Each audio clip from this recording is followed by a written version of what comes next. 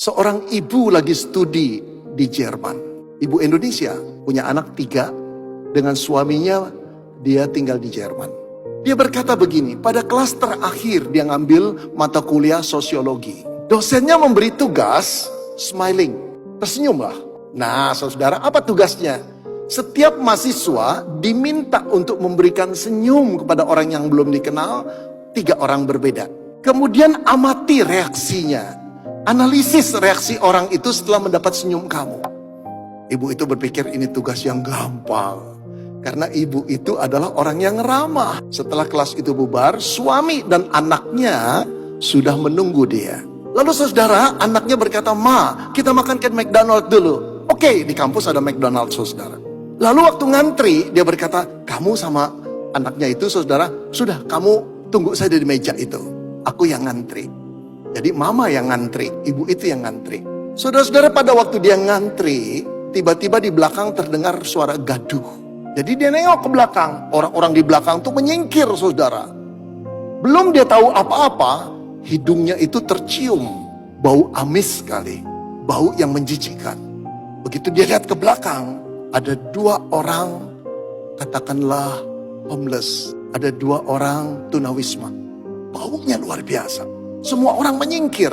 Dia tertegun. Waktu dia lihat ke belakang, 1 orang pas di belakang dia agak pendek. 1 lagi normal. Tetapi orang yang tingginya normal itu matanya liar, tangannya geraknya liar. Dia tahu ini orang punya problem mental, deficiency mental. Lalu yang pendek itu rupanya penjaga orang yang punya deficiency mental ini. Dan ketika dia balik ke belakang, itu baunya menjijikkan sekali. Lalu waktu dia ngeliat, orang itu ngeliat, tiba-tiba dia teringat tugas dosennya. Dia senyum.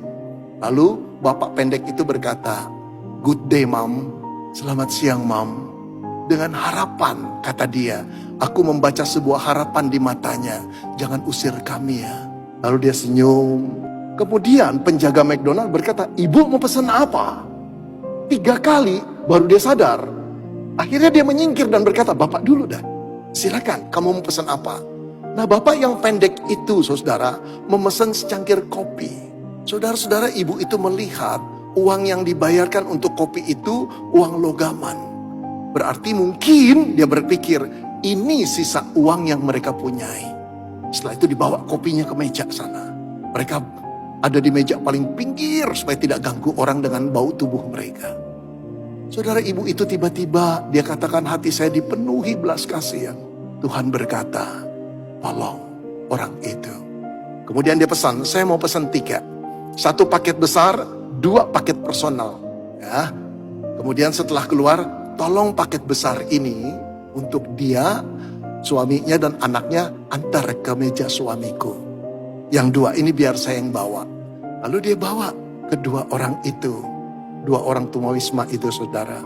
Lalu dia tepuk tangannya. "Hei, ini buat kalian ya. Terima ya, makan ya." Tiba-tiba kaget bapak yang pendek itu.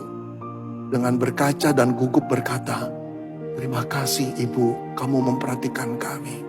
Bukan aku yang memperhatikan kamu, tapi Tuhan yang berkata-kata untuk menolong kalian. Makan ya." Saudara-saudara, ketika dia hampiri meja suaminya dari tadi ngeliatin apa yang dilakukan istrinya. Ketika dia duduk, suaminya berkata begini, "Sekarang aku tambah paham kenapa Tuhan memberikan engkau jadi istriku. Supaya hatiku jadi lembut lihat kebaikanmu." Saudara-saudara, makan selesai. Tiba-tiba tamu yang lain setelah makan selesai, pada datang ke suami istri ini, menyalami. Ada yang berkata, "Terima kasih, hari ini engkau memberikan pelajaran kami bagaimana kami menjadi manusia." Ada seorang bapak berkata, "Lain kali Bu, kalau aku mendapat kesempatan melakukan perbuatan baik, aku akan ingat kamu, supaya aku tidak menyia-nyiakan." Setelah beres semua, suami istri dan anaknya ini pulang. Waktu mau keluar, dia menatap 2 orang itu. 2 orang itu sedang menatap dia. Lalu melambai tangannya dan berkata, "Terima kasih." Saudara-saudara, ibu itu berkata, "Aku ingin menangis. Perbuatanku itu kecil. Tapi buat orang kecil itu luar biasa berartinya."